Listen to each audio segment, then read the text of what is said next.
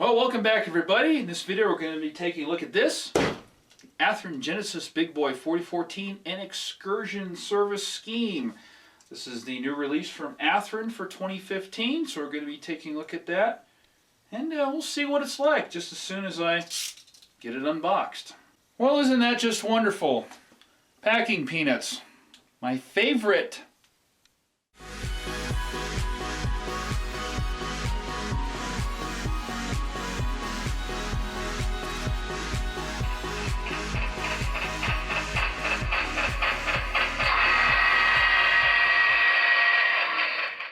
Alright, here we go. Athearn Genesis Big Boy 4884. Got the very nice side to that. I do like Athearn's presentation on their stuff. Excursion service, yes. Got it in a rubber band right here.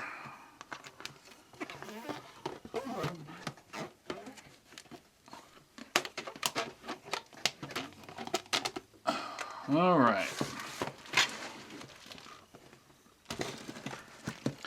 It's a big box.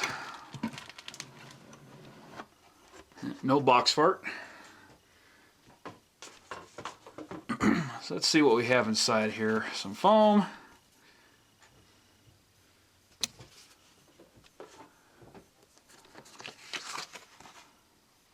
Horizon Hobby limited warranty card. And we've got the manual telling us everything we want to know about the locomotive and how to take it apart and hopefully successfully put it back together if we do that. And I really do like Athearn's books. They're really nice books, very well detailed, describing the part numbers and parts and where they go and all that fun stuff. Documentation describing the history of the big boy there and the prototype that must have been used and the history and all that fun stuff there. So you can pause that video if you'd like to read that. There's a warning over here about meaning to special language. See the original specs of Big Boy there. Alright, go ahead and have a look at this thing.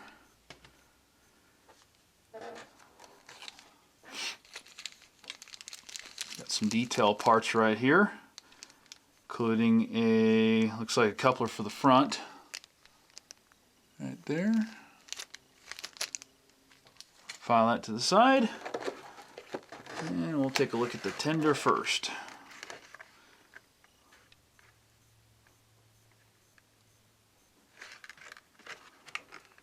Looks like Athearn did a pretty good job packaging this. I don't see anything broken on it. There's nothing rattling in the box, so they did a good job there. There are some things that are popping out to me that are different from the previous run of 4014s that they did a couple years ago, but I'll point that stuff out when we get this on the layout. So we'll set that up there. And let's take a look at this guy.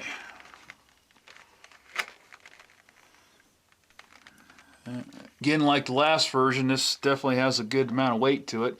In fact, the shipping weight of the package was 6 pounds. And you probably figure a couple pounds for the packing materials themselves. So, yeah, that's probably a pretty good guess. There's about 4 pounds probably, 3 or 4 pounds in this locomotive and the tender. Yeah. Again, I don't hear anything rattling.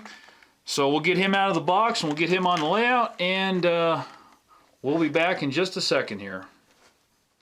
Taking a nice close-up shot of this locomotive, we can see one of the changes that Athearn made to this run of Big Boys. Some of the piping around the smoke box there is black now instead of painted silver. There sure is a lot of detail on this locomotive to take in. It's definitely impressive what Athearn has done. Detail with such small components, the piping and stuff like that. Hey, at least the roof hatch on this model stays up, unlike the previous one that I had. And of course the lettering is quite crisp on this thing. Athearn again did a superb job on this, just like the last run. You can see 4014 and everything else under the cab window there. It's looking really nice. The rivet details quite superb there as well. Another moving piece on this locomotive is the rear walkway right here.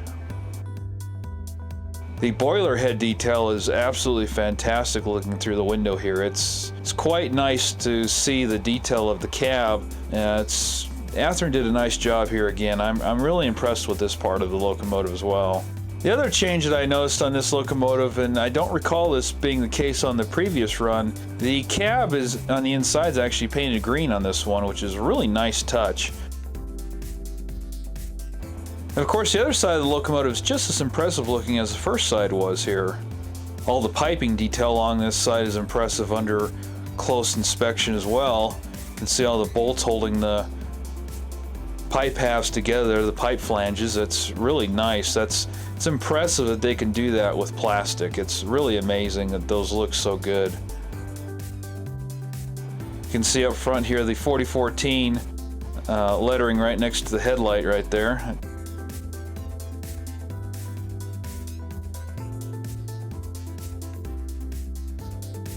The handrails are also really nice looking up close here. There's a lot of really nice detail along that step there as well.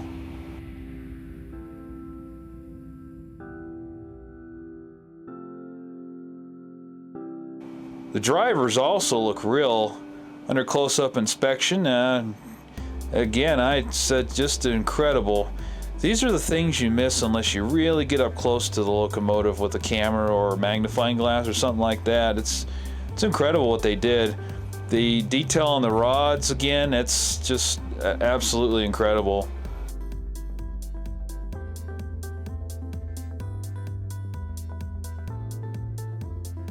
I think probably one of my favorite things to do on these locomotives is to take video of them up close like this, because it's incredible how realistic they look when you get right up next to them like that. It's really quite amazing what these companies are doing with the rod detail and stuff like that, and the effort they're putting into it. They did a nice job here with that.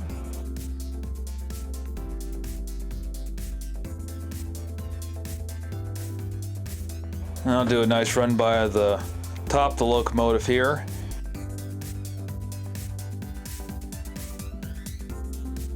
And you can see the walkway along the sides of it there. It's pretty nice detail there as well.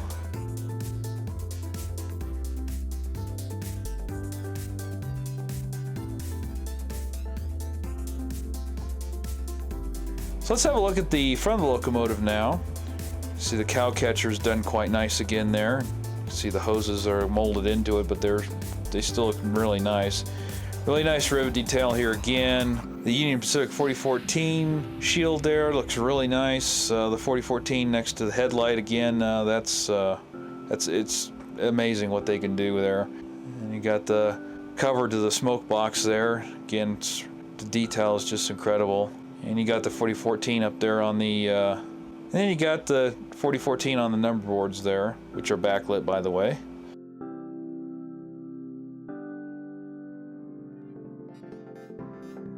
So now I'll have a close-up look at the tender to the big boy here.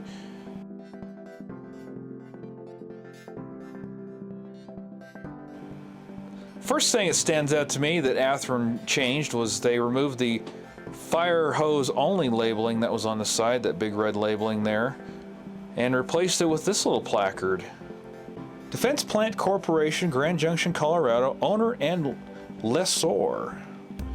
That's a very interesting little label to put on the side of that, and I'm kind of curious as to what exactly that means. They do have that on all of the runs of the big boy this time, so I'm not entirely certain what the deal is with that, but it's definitely an interesting change nonetheless. Of course, all the amazing rivet detail and stuff like that, the detail of the bearing caps and stuff like that on the centipede.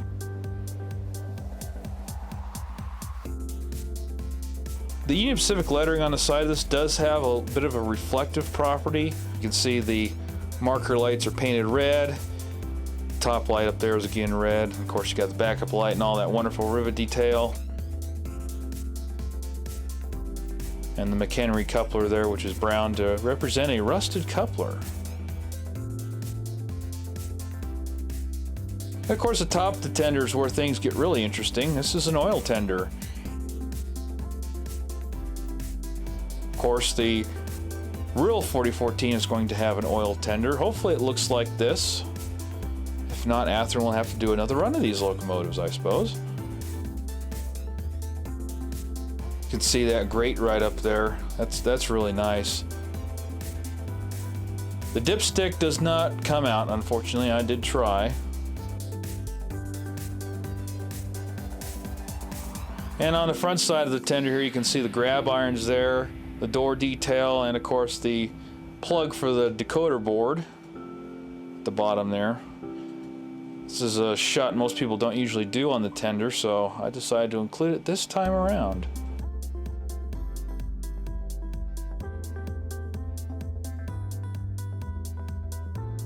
Well, here is all connected together here. We'll just do a quick run by here once again. Nice close-up shot there.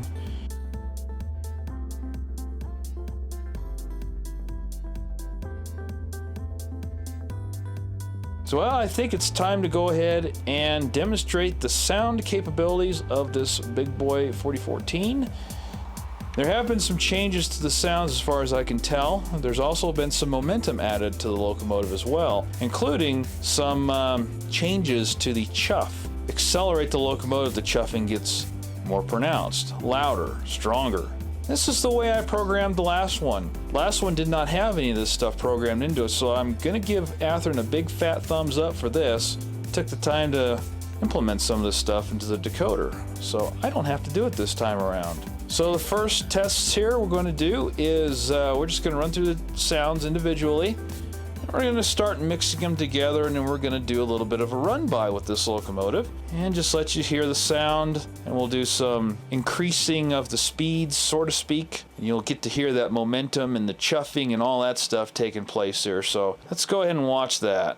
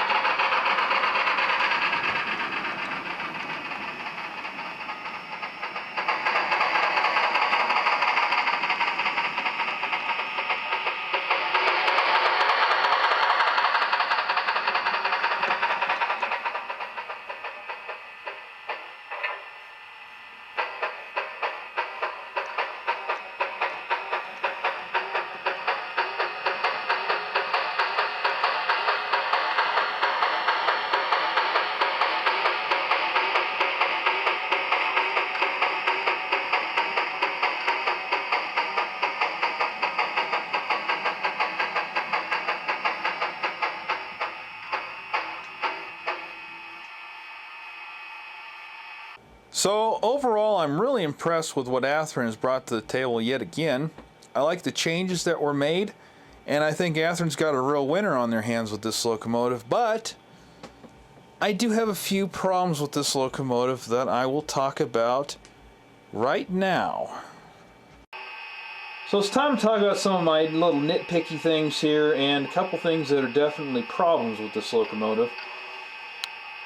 You can see that Athearn, they didn't do a very good job with the lighting around that, or behind that number board there. You can see there's quite a bit of light protruding around the edges. And that's certainly true of the other side as well. The other thing is too, is if you take a look at this thing, there is no headlight working on this thing, and it is going in forward direction right now. But if I play with this thing, sometimes I can get it to come on. Doesn't look like it wants to play right now. So that's a problem that I'm going to have to address too. I don't know what's wrong with that.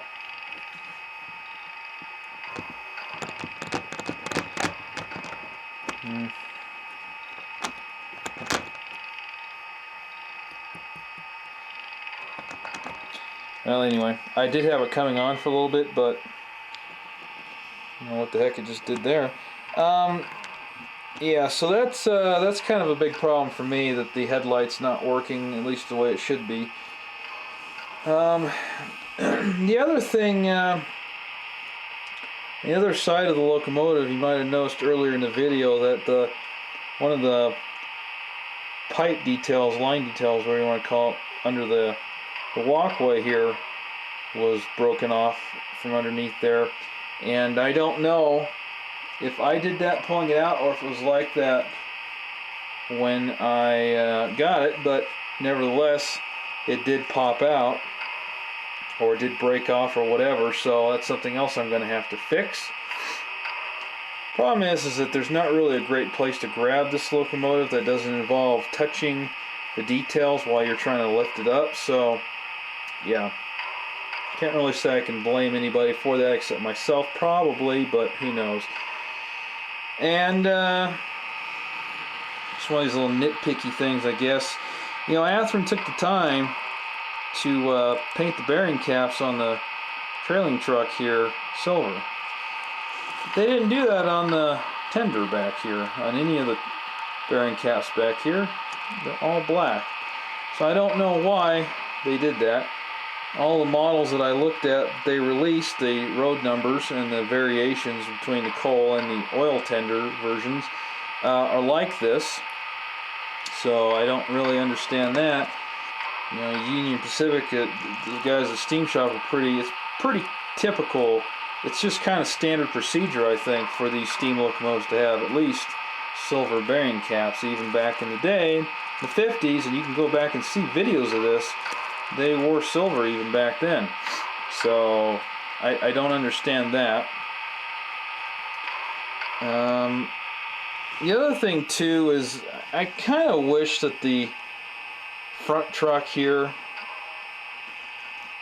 was more of a flat black than kind of a coated black as here. I would prefer that as painted black. That's just another little nitpicky thing of mine. None of this stuff is deal breaker stuff, obviously, but for nearly $500, these little things like this really shouldn't exist.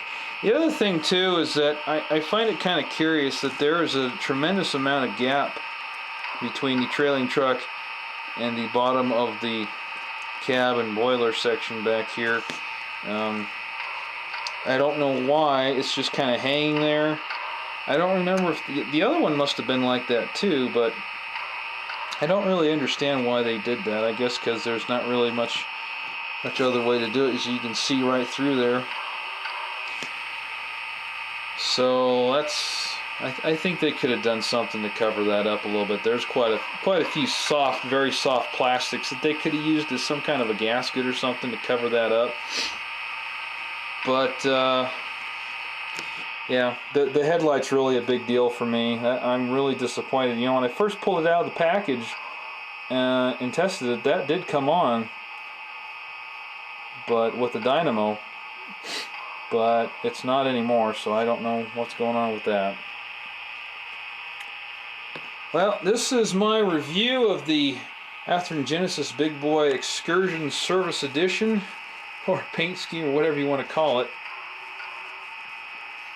500 bucks, yeah, it's probably worth it.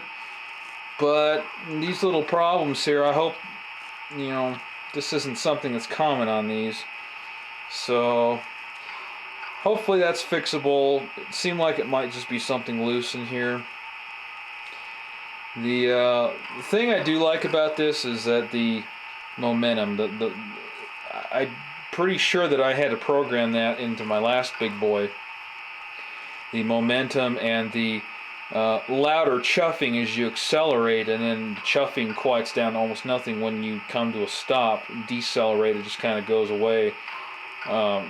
That's the way I programmed my other Big Boy, and so I'm really glad to see that Athearn went to that step to do that with this programming of this decoder, because that adds a little bit more of a realism to the way these things actually operate, and gives you that right out of the box. So the one thing I would say, this is just another one of these little things of mine, I think nowadays Athearn, especially with a model like this, Athearn should really be offering the choice for a TCS WOW decoder.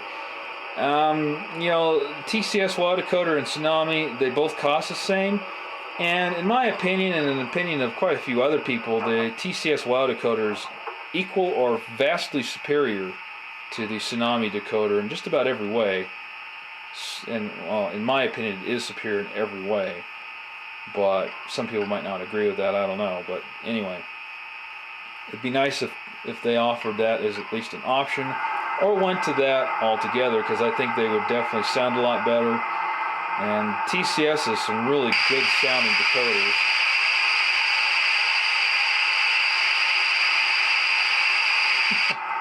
Apparently the Locomotive decided to speak there. That's a pretty loud loud settings they got in this thing, but anyway.